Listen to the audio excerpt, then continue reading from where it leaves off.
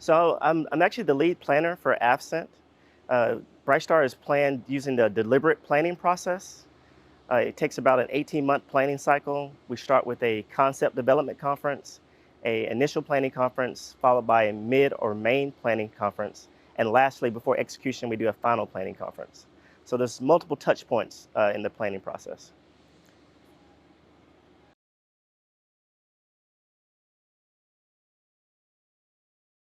So I would say our biggest challenge is continuity. I mentioned before that it is an 18-month planning cycle. So we have planners that change out for both the US and the partners.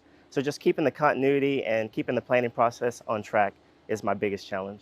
But we were very successful. Despite the change outs, we were still able to maintain.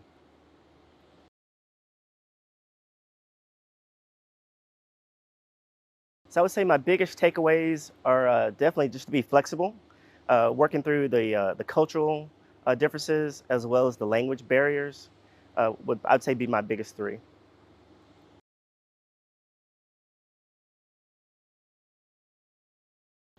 So the planning process is critical, and the planners are even more critical. We talked about the 18-month planning cycle and the different touch points. So by the time that we come to execution, the planners have built relationships and established a rapport with the partners. So execution is almost seamless. We have a plan in place. We've discussed it, socialized it, and those relationships are key to get that accomplished.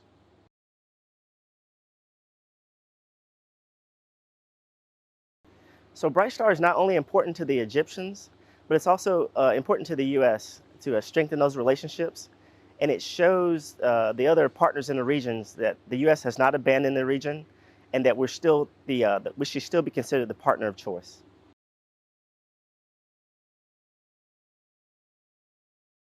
So we start with the concept development conference.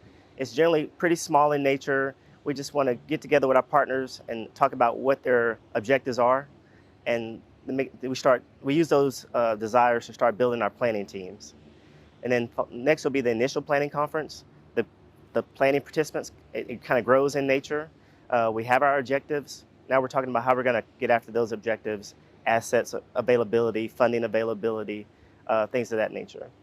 And the mid-planning conference is actually probably the biggest one. That's where we call it the sausage making. We have all the planners in place. On average, you're looking at, just from the AFCENT perspective, 100 planners. Excuse me, from the U.S. perspective, 100 planners. Everyone in their own individual subject matter experts and their function to get after those objectives that we've been discussing and socializing during the CDC and IPC. And then we come back for the final planning conference, and it's just dotting I's and crossing T's. We try not to reestablish anything because funding's in motion, assets availability is in motion. So the final planning conference is really just that, just to finalize the plan if there's any last minute changes before execution.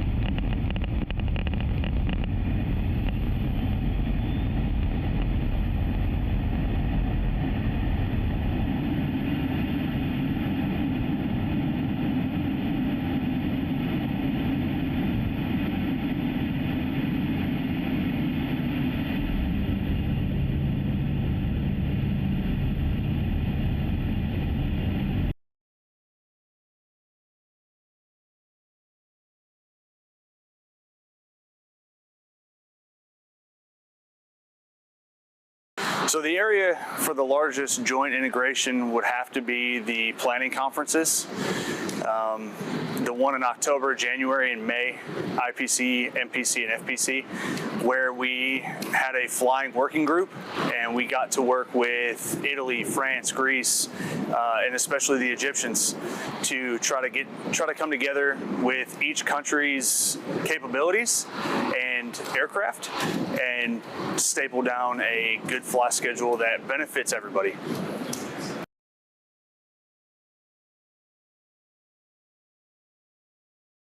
So the support squadrons enable everything we do out here.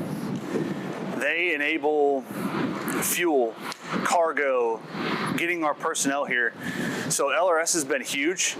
Security forces, they provide 24-hour coverage for our aircraft, being a PL3 area.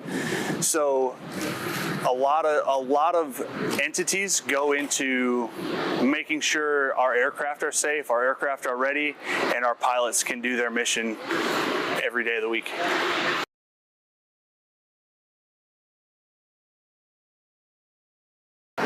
A great example of how we worked with a partner nation to get some support equipment. We needed a few tools to help support flying for the first couple of days of Bright Star, and they were able to get us what we needed to facilitate the first two Cameo missions.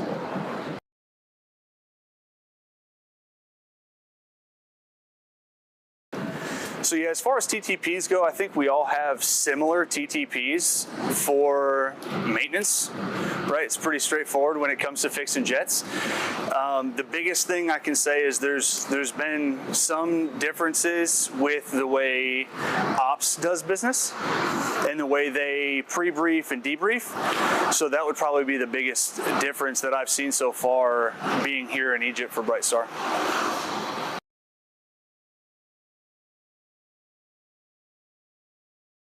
The way we support the operations for Bright Star, the Cameo missions, is pretty straightforward. The maintenance professionals out here fix these jets the right way the first time, every time.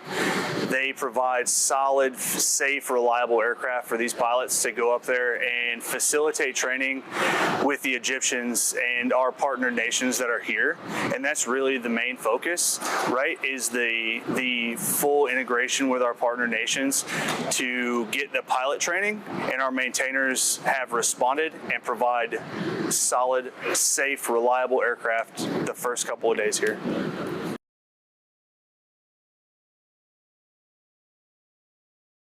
I can learn a lot, and I've learned a lot from Bright Star, more so from the planning standpoint, logistics, and how all of those things work to get people out here, get people and equipment to another country. That's been a huge learning experience.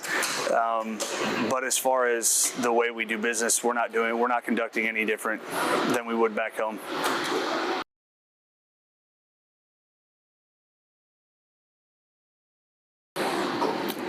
Yeah, I'd like to give credit to all of the maintenance professionals that we brought here.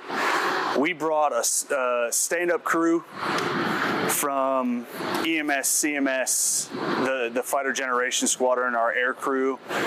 We brought a stand-up group of people who have shown up and responded the right way and have enjoyed themselves and are really looking forward to getting around base and talking with the other nations and just integrate with them.